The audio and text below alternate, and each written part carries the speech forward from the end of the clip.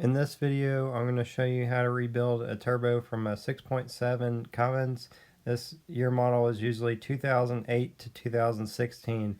There are differences after 2013, so please watch my other video, which is He351ve versus He300vg.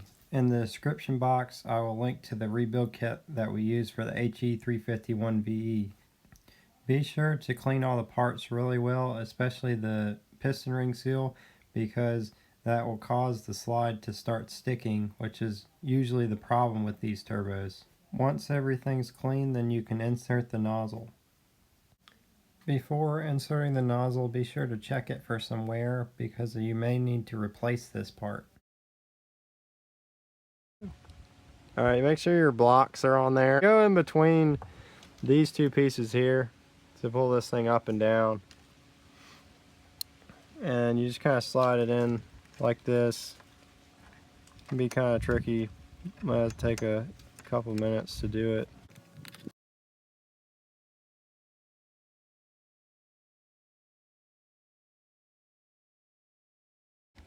There we go. And the next thing is you're going to take this arm and slide it through here.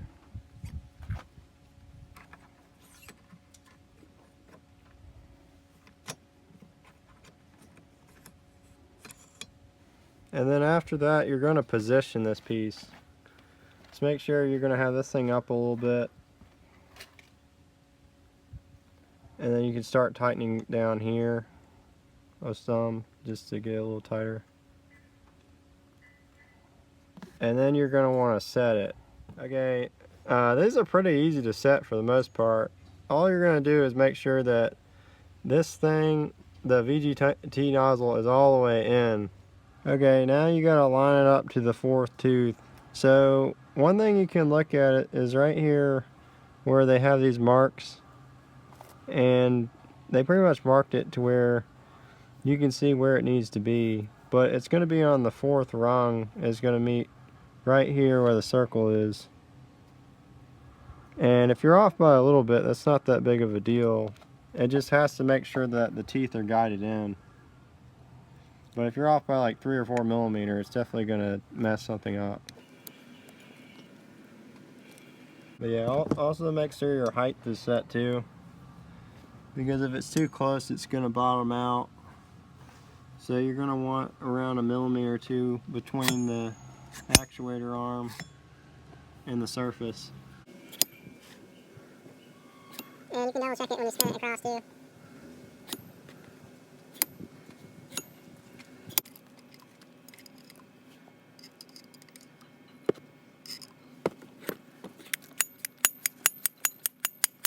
Add oil to the journal bearing, then install the journal bearing, and then make sure that you install the C-clip to retain the journal bearing. Make sure it's snapped in, because you see the bottom didn't go in there, and then there it goes. Install the thrust spacer, then add oil to it, and then install the thrust bearing. Alright, now you just put your oil deflector back on there. This one has the cutout on the inside, which is the original that comes with the newer ones. And you just press it in there. If you have the He300vg, then make sure you position the gaps of the front seals in opposite directions. Oil the collar and then install it.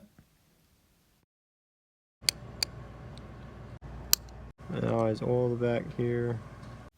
Put the O-ring on the back plate, and then put the back plate on the bearing housing and bolt it in. There are very small O-rings that come in the rebuild kit.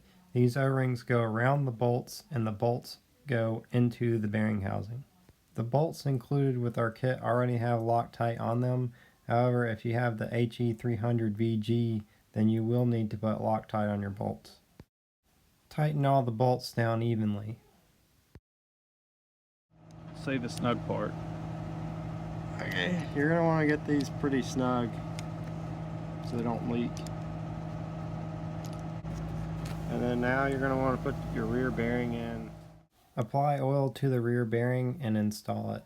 But make sure that you have put the C-clip to retain the rear bearing in so the bearing doesn't go through the bearing housing.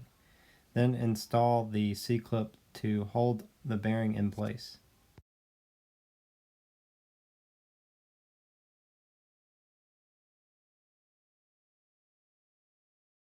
Be careful when installing the piston ring seal not to bend it. Keep in mind that the He300vg does have 2 piston ring seals on the rear, but if you do the upgrade, then you can just use the 1 piston ring seal because that's the way the shaft was made for the upgraded shaft. The factory turbine wheel is 58mm by 65mm, and the upgraded turbine is 67 by 70.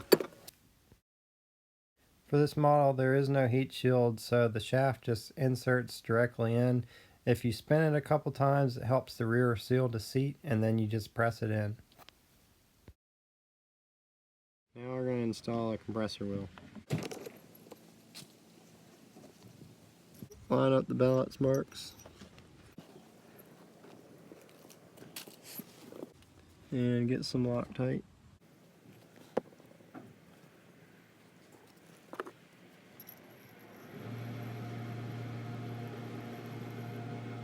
Now you gotta tighten that with the 10mm and a 19 on the back side.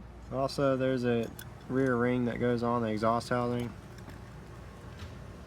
This one goes on top here, but the older models, or some of the older models that had a different style ridge here, actually had this ring inside a groove in the exhaust housing. But those are like really early models. This is newer on some of the 351 ones as well. This one also had the same style. They're thicker here. The one that has the style where it's in the bearing housing is thinner, and it'll have a groove in the exhaust housing where that one sits.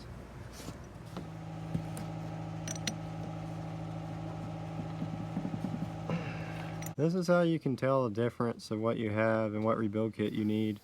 This one right here, it'll say He300vg, and only those had Cummins written on the compressor housing.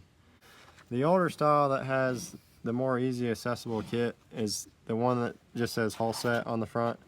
This is He351ve, and these may look a little bit different to you just because we cut the silencer off so we can machine them for the bigger wheels. But they just say hull set here, and then just the normal casting stamps like TVS.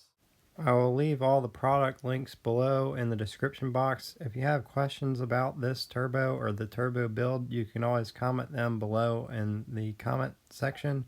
And if you want us to do a build like this for you, then you can contact us at turbolabamerica@gmail.com.